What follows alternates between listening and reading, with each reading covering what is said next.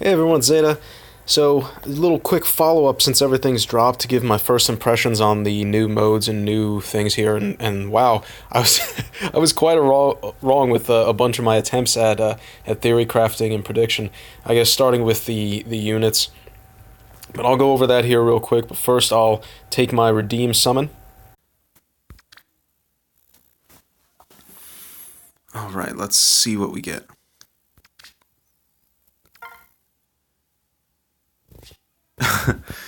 Well, isn't that a funny thing? All all of the colors for this banner and only them.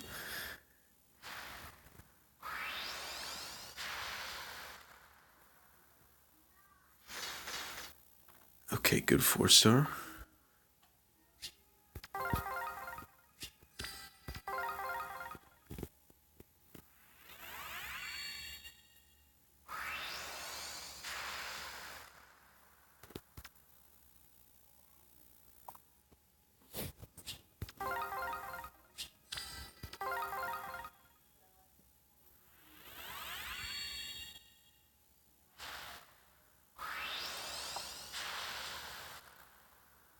Oh, awesome. Exactly who I was hoping to get out of this. Son of the genius tactician Robin, and because he has evil tome, I'm going to put him with Fell Robin.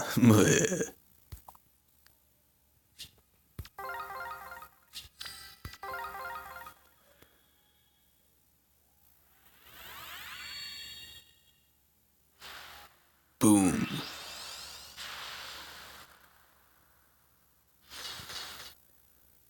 You always need more of them to build up, or at least he'll be Fury.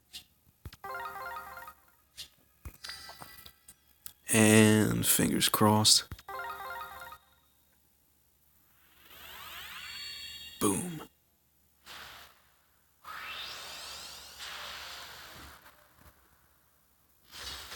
More fears, okay. All in all, got Morgan M on the free redeem.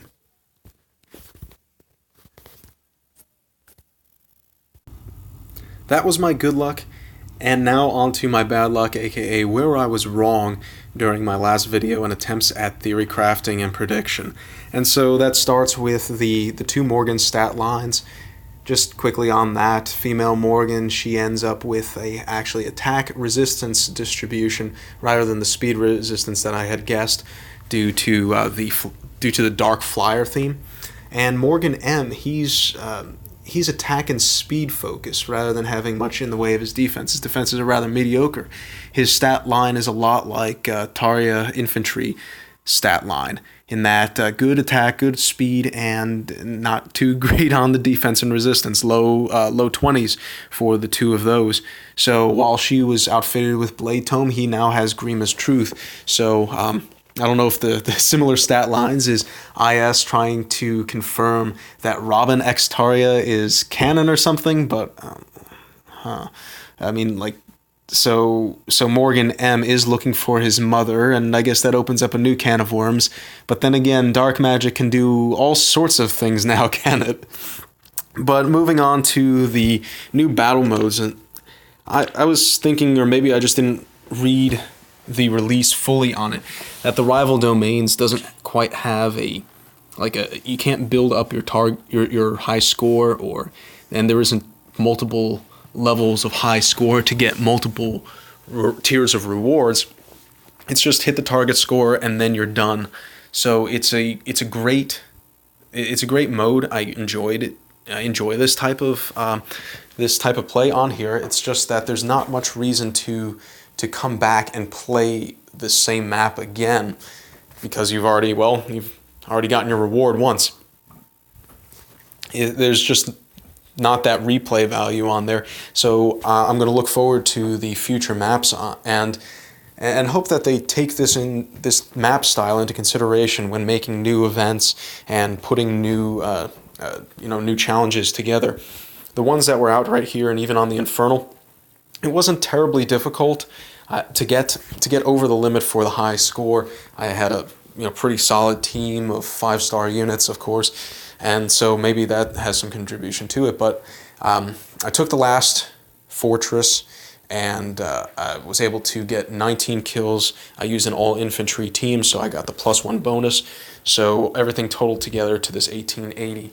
But that still leaves a good number of room to, say, get fewer kills and then rush the point, or to say, skip out on that +1 bonus, use flyers to get there very quickly. The real thing of you have this big brigade of 20 units, but you only have maybe, I think it's 8 of them on the map at a time. If you're running slower things like armor and infantry, it's less a matter to say, okay, am I going to lose units during this match, because if they're defeated, they don't count negatively towards your score, but you get supply blocked in that you can't move all your units fast enough if you start to lose them in bad engagements and you start getting completely outnumbered. So if you keep a solid position, you're able to reinforce around the forward camp that you take it quickly as possible and leave enough units around there and one on the point so that you don't it doesn't get recaptured on the next turn. You should be able to make fast movement towards that final fortress and get a good score, finishing it up on the 9th or 10th round. So that's my advice on taking it out. The other special mode, the Blessed Gardens, I'm really not sold on that right now. We just got the new Garden of Water there, the grotto. Now it sets itself up. You enter through the main gates, you travel along the winding path to the statuary, you pass the statuary into the arbor, and from the arbor it opens up into the grotto. But I don't see this sort of story progressing in any of the gardens, because, yeah, they're following this similar path, but the maps and the enemies on the maps and the themes and nothing has changed. We've played these all before in the storyline or in the paralogs.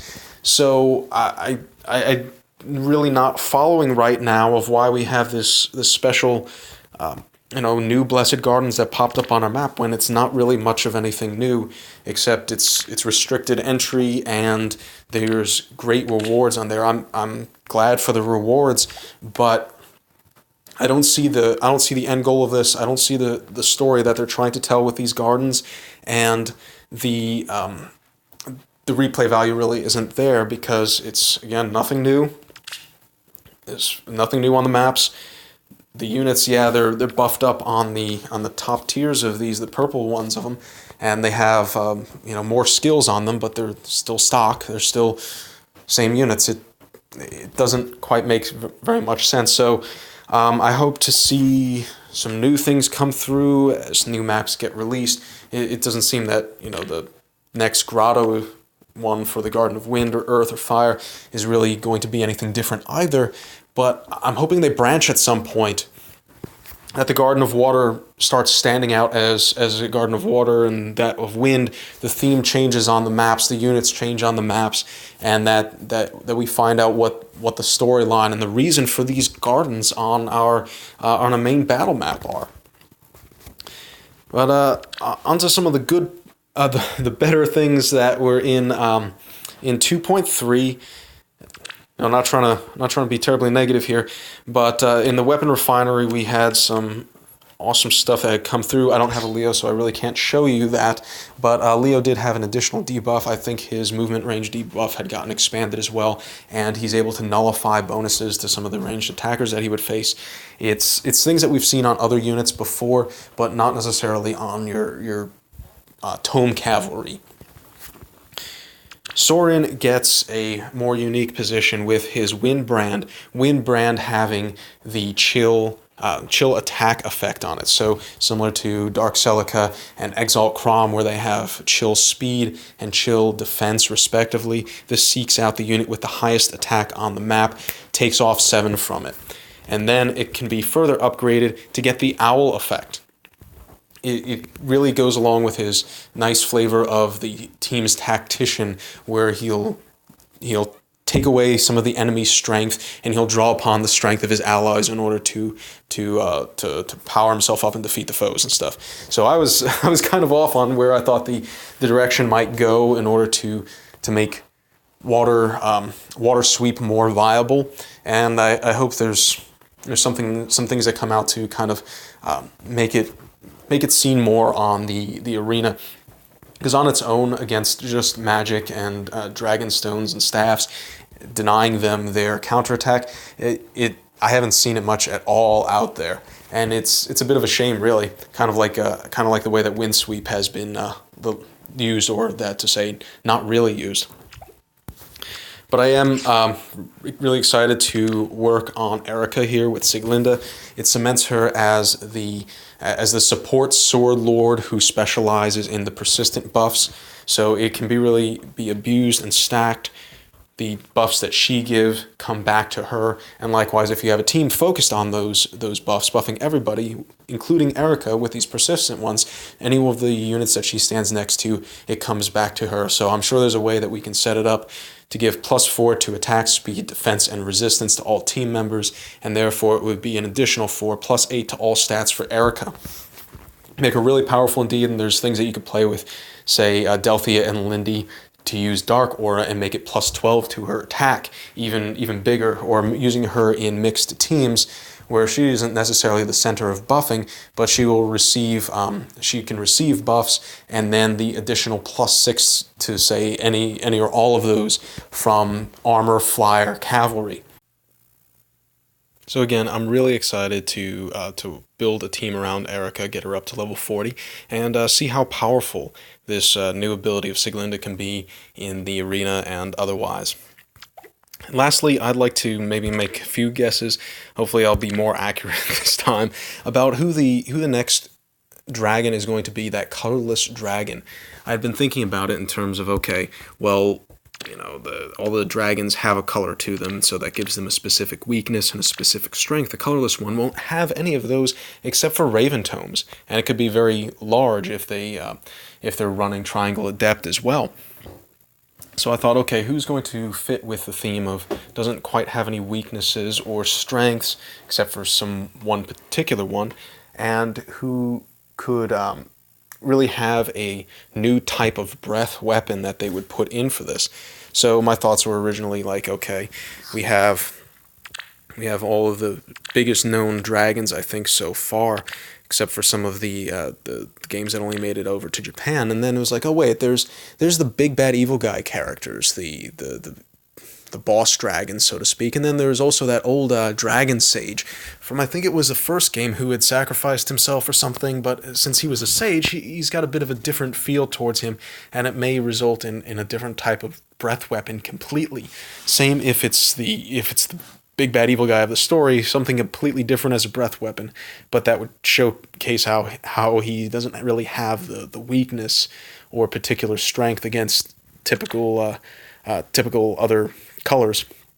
Another thought I had was, since we have this branded king with Exalt Crom and then the two potential forms of Morgan, well, what if they went to the Fire Emblem, if the Fates, and said, okay, well, we're going to have, I guess you could say, the equivalent of Exalt Corrin male, and have the two potential forms of Canna in there.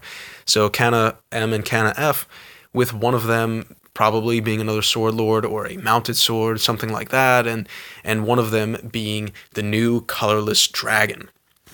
That could bring a whole new level to this, and that would be really exciting heroes as well. I think new heroes coming in, but we'll see what comes out for the next few weeks. I'm going to hold off on dropping anything. May come back to the branded king, but I'll see what focuses come through as Falchion runs its course, as well as 4 and 5-star heroes run its course at the end of the week. We'll have Falchion go into the new weapons, and then 4 and 5-star heroes go into the Tempest Trials, and then after that, probably next week, we'll have another new heroes, or somewhere maybe they'll drop midweek the theme, the seasonal banner. But fingers crossed, everybody. Hope you guys have a great week. This will be Zeta signing out. See you later.